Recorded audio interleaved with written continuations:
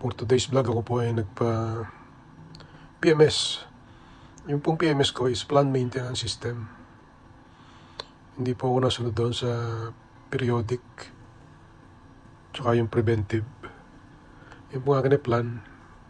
Nagbe-base po ako sa odometer. Every 5,000, yun ang sinusunod ko. Kung yun man yung 5,000 kilometer ko, inabot siya ng 2-3 taon. So yun po yung time na papalit ako ng lube oil, engine lube oil.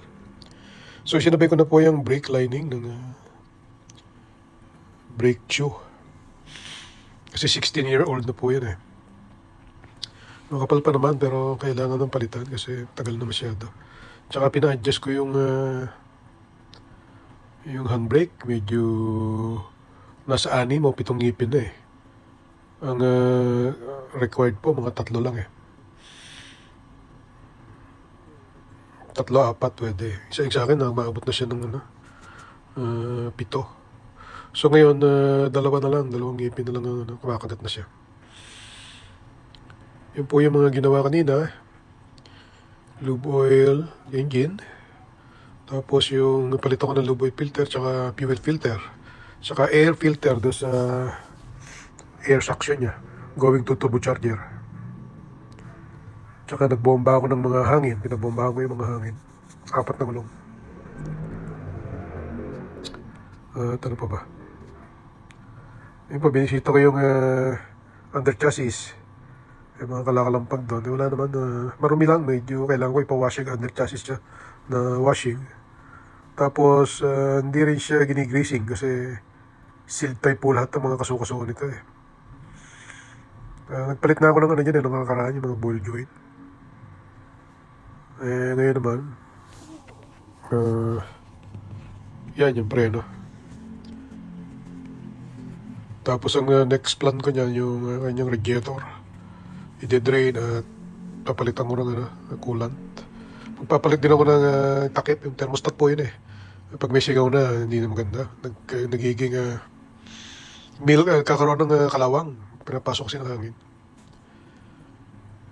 So, yun po, ganyan po akong mag-alaga ng aking sasakyan. Ang kilometrahe nga po pala niyan nasa 42,000 pa lang eh. 16 years ang kanyang, makikita niya sa bandang dulo. Na po yung niya, yung summary, service summary. Ang kanyang kilometrahe is 42,786 km. Sa loob ng 16 years, ang baba no? Kasi hindi man siya napaggagamit. Dati 2 yung aking sasakyan, yung Honda Civic, tsaka yan. Ngayon, dinalis ko na po yung aking Honda Civic. Yun na lang ang tinira ko. Ako naman hindi na nagdadrive eh. Ako po yung senior citizen, natakot na rin ako magdadrive. Sa gabi, lalo na, yung mata, madali na masilaw.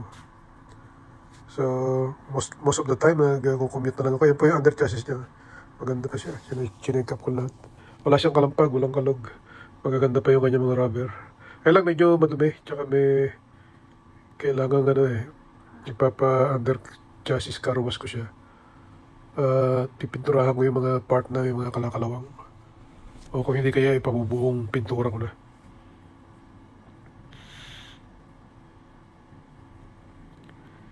Natipid po yan kasi Isuzu Sportivo. Yun lang po ang susunod niya yung nasabi ko sa inyo, radiator. Tsaka yung under chassis coating. Pagpipinturahan ko ilalim yan.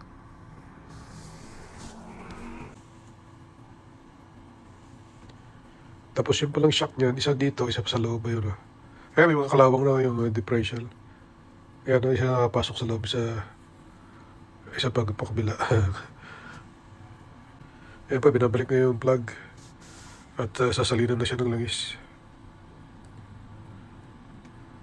Ang binayaran ko po dyan ay 4,000 plus. Kasama na yung mga pinalitan. May makita sa dulo. 4,205 binayaran ko. Meron lang akong discount na 248. Kaya 3,956 ang aking binayaran. Ayan pa, medyo marami yung tambotsa eh. Pabugahan ko naman na yan tubig. Yan nga pala nga nag-work na yan. Si Joseph ay simula nang tayo yung shell na yan 30 years ago. Siya yung mechanic dyan. Kaya 30 years na rin siya dyan. At very experienced na mechanic. Sukay ko na yan pagka kayo nagpapaano dyan, service, hinahanap ko talaga yan. Dalawa yun sila eh. Hindi ako napunta doon sa isa. Siya, gusto kong mag-service kasi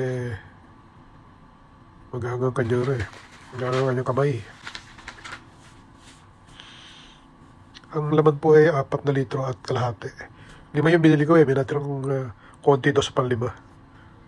Na yan langis. Semi-synthetic.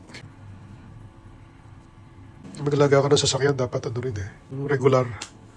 Pag mo siya pababayaan para hindi ka magastos na ng malaki.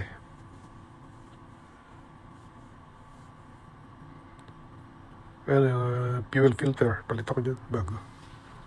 Pero ano na yan, yan ang yearly ko pinapalitan. Yung fuel filter.